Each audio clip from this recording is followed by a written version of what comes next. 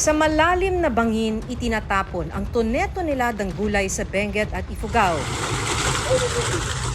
Ang ilang magsasaka naman napilitan ng ibenta kahit palugi ang inaning mga gulay. Ang dahilan, hindi na raw nila ito maibenta sa tamang presyo.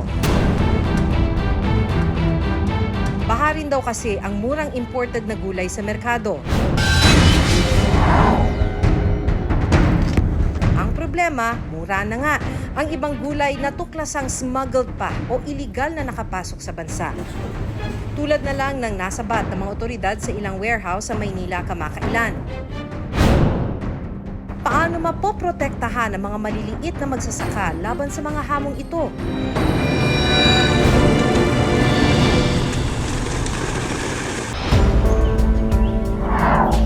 Sa isang bangin sa Tinok, Ifugao,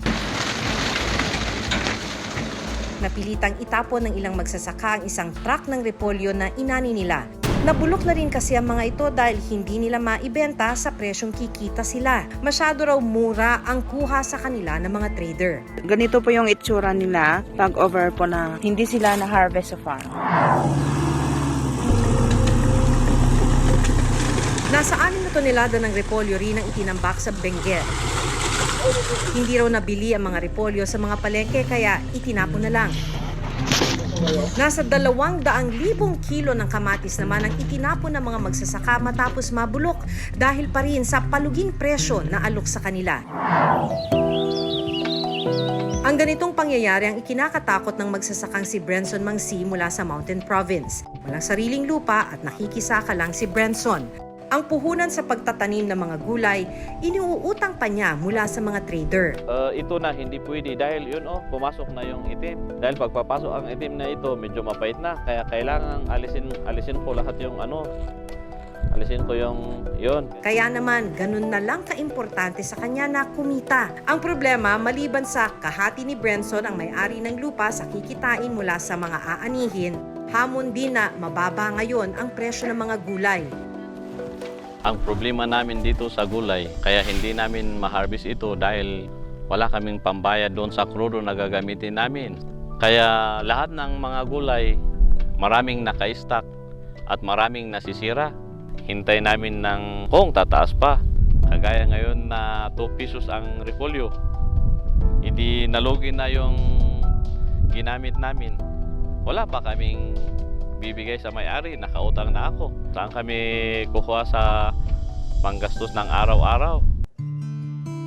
Mabuti na lang at may isang non-government organization o NGO na bumili sa kanilang mga ani. Nung araw na yon, inani-nani na Brenson at mga kasamang magsasaka ang mga Chinese cabbage at repolyo. Kung ang ibang trader 2 pesos kada kilo ang kuha sa repolyo nila, ang NGO binili ito ng 12 pesos kada kilo. Kaya magkakapuhunan sila para sa susunod na taniman. Mula Mountain Province, ibiyahe ang mga gulay pababa sa Maynila.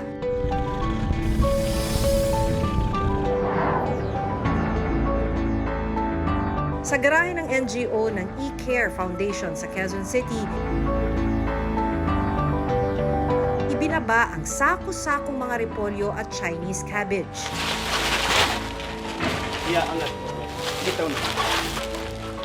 Nang magliwanag, isa-isa nang dumating ang mga mamimili ng gulay.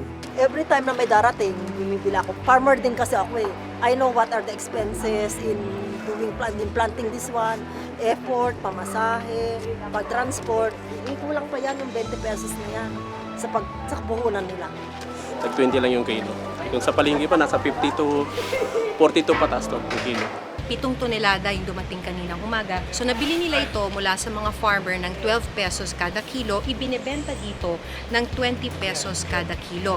Sa 12 pesos kada kilo, ang pagkakasabi sa atin nabawi na nung farmer yung kanyang puhunan at makakapagtanim uli siya sa susunod na taniman. Kung meron man daw na kita na makukuha mula sa pagbebenta nila dito ng mga gulay, ibinabalik din nila dun sa mga magsasaka. Bakit ninyo nasimulan? May tumawag sa amin. Aglahan nyo yung sakyan ng vegetables. Pamigay nyo dun sa mga tao sa Manila. simbahan natin. Otherwise, itatapon na lang. Oo, sabi namin, tomorrow, our truck will go there. Isa pang ipinagtataka ng grupo na kahit murang binibili sa mga magsasaka ang gulay, bakit mataas ang presyo ng mga ito pagdating sa merkado? Ibig sabihin, despite the promises na pagbutihin yung supply chain, malaking problema pa rin yung supply chain. Yes, yes, Kaya lugi yes. pa rin itong dulo na to, may Mataas kumikita pa rin. sa gitna, mataas sa Yes, dulo. yes. Ilang beses na nating ginawa ang storya tungkol sa oversupply ng mga gulay na umaabot na sa punto na kailangang itapon ito dahil sobrang bagsak presyo ang mga ito. Ang laging ipinapangako ng Department of Agriculture ay dagdag na infrastruktura tulad ng cold storage facilities. Sa datos ng Department of Agriculture o DA, merong 268 na cold storage facilities sa buong bansa. Aminado sila na isa sa mga problema ang kakulangan ng mga pasilidad. Wala tayong masyadong cold storage para pagdalhan kung sakaling na-experience natin na maganda at marami yung ating production. Bukod dun sa cold storages, of course, yung distribution and logistics, paano makarating ito sa ating merkado. Isa sa itinuturong dahilan ng pagliit ng demand sa kanila, ang pagbaha ng imported vegetables sa merkado. Pero ang mas malaking problema, ang ibang gulay na imported, smuggled pala o walang buwis na binabayaran ang mga nag-aangkat sa mga ito.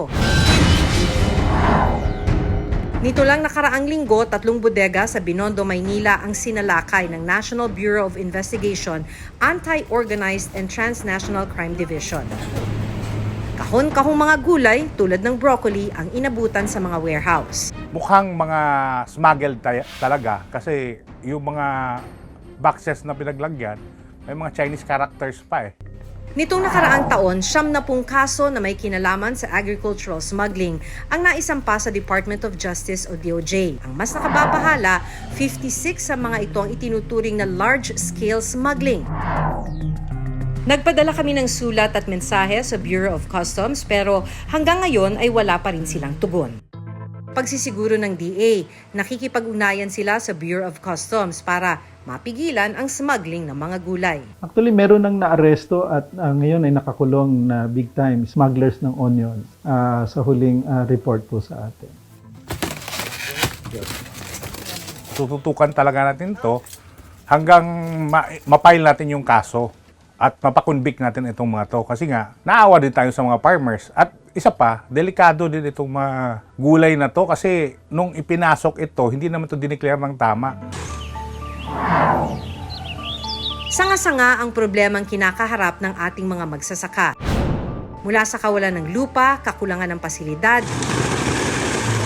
hindi patas na bili sa kanila, dumagdag pa ang lumalalang problema ng smuggling. Kaya ang pinagpapaguran nilang mga tanim na uuwi lang sa basura. Kaya doon nga ako humihingi sa ating gobyerno na kung pwede hanapan ng solusyon naman. Ganitong sitwasyon na bumaba ang gulay, wala na. Parang wala silang magagawa. Ako si Maki Pulido at ito ang Reporter's Notebook.